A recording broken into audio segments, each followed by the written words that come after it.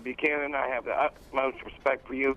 I was wondering why Obama is dragging his feet on the situation in Libya, Egypt, so forth, when the European community, the EU, France, and the Gulf. Okay. So, Dwayne, is a question of why is the U.S. out of step with its allies? Is that the case, Mr. Buchanan?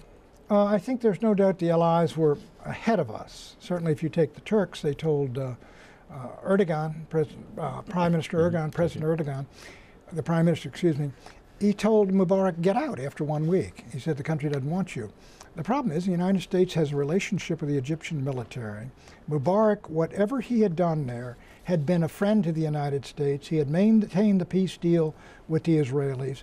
You had the Saudis and the Israelis and the others pressuring the president, saying, don't undercut him.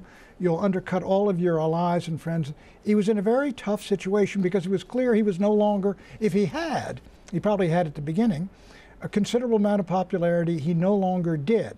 So was President Obama late on this? I think so. But if you talk to our other friends in the Arab world, they say, what did you undercut your friend for?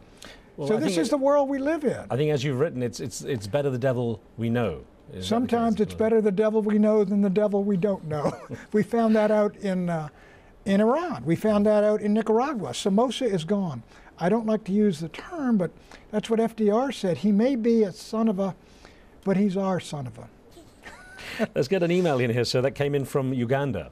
Right. And Muhammad Ali Yusuf from Kampala wrote in saying, the US might be waiting to intervene in Libya and harvest its oil just as it did with Iraq. I mean, it's hard to escape that spectre of oil politics. A lot of people think it's about just the oil, don't they? They do, but I think you'll find among the American people today a real reluctance to go into Libya. There's not that we only get 1% of our oil from Libya. Second, we didn't go into, I don't believe even Bush went into Iraq for the oil. I think Bush was converted to neoconservatism. This fella had tried to kill his father. He felt his father had failed by not finishing him off. He had the neocons saying this is the proper approach. We'll surround Iran north, south, east, west with the ships out there. It was mainly geostrategic, I think.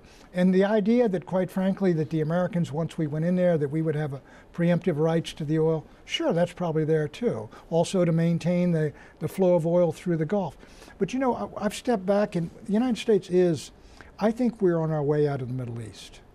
I really believe that. You take a look at Hezbollah, take a look at the overthrow and the problems that pro-American dictators have. We're leaving Iraq. I think we're going to be leaving Afghanistan. And I don't think that's altogether a bad thing. And then you look at what is really the only vital strategic interest of NATO in the West. It is that the oil be allowed to flow freely through the Persian Gulf. I think Saudi Arabia has an interest in that. Iraq does, Kuwait does, even Iran does. I think that is the only cause for which you go to military action again in that part of the world if you're talking about a major war. So we've got a caller ring and squeeze in. Sid from D.C. Sid, go ahead. Good afternoon. I firmly believe that the reason why the West has not clearly enunciated a position or even stated a position is because they're waiting on Israel to tell them what to say. Israel's been unusually quiet through this whole awakening process, and I believe that's why the West has not been able to say anything that means anything. Thank you. All right, your thoughts on that, sir? Well, I think the Israelis are deeply apprehensive over what is taking place, because even though what appears to be a democracy movement means that regimes are going to come to power all through this part of the world, and they're going to influence power which are much more responsive to the will and desires of the people, which means they're going to be more Islamic in character, I think. They're going to be much more hostile to Israel, especially with regard to Egypt. And I think they see this as, on balance, really not in their interest, and I don't think it is in their interest, but quite frankly, and I wrote a column on this, I think if you take a look as a model at a democratic country which has seen dramatic change in the last 10 years in that part of the world, Turkey used to be a solid, in lockstep with the United States. Mm-hmm. They didn't let us use their territory to invade Iraq. They become much more hostile toward Israel. They become more Islamic. They're not Islamist, but more Islamic. And I think all the countries that are sort of responsive more and more to the will of the people are going to become that way. And quite frankly, from Israel's standpoint, that leads to their almost wholesale isolation from that part of the world. It's interesting, so though, isn't it, that these uprisings have been refreshingly free of any anti-American sentiment? That's true. They have been. That is very true. And it's almost they really are national in the sense that they want to get rid of the people who have been running the show. They want liberty, freedom, and I think, though, however, they also want political independence. And no country wants to be dominated or steered or guided by some great power. And the truth is, after the Ottoman Turks, it was the British and the French who were, and after Suez, in come the Americans with the big footprint.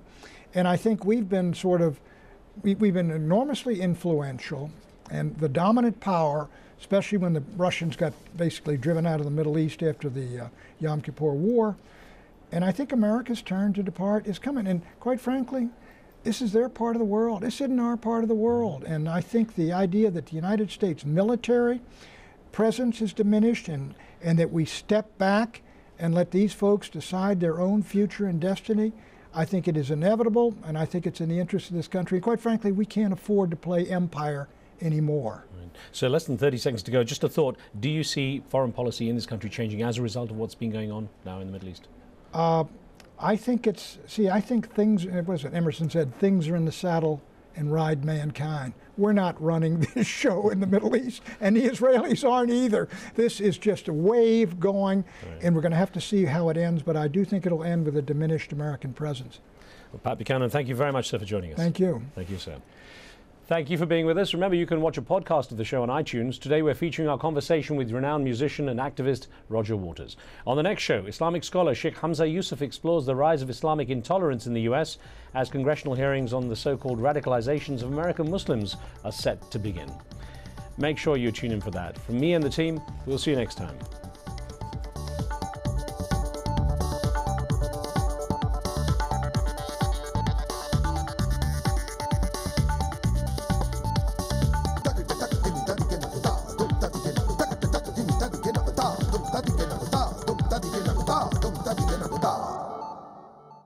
Business Latest is brought to you by the Qatar Tourism Authority and Catalan.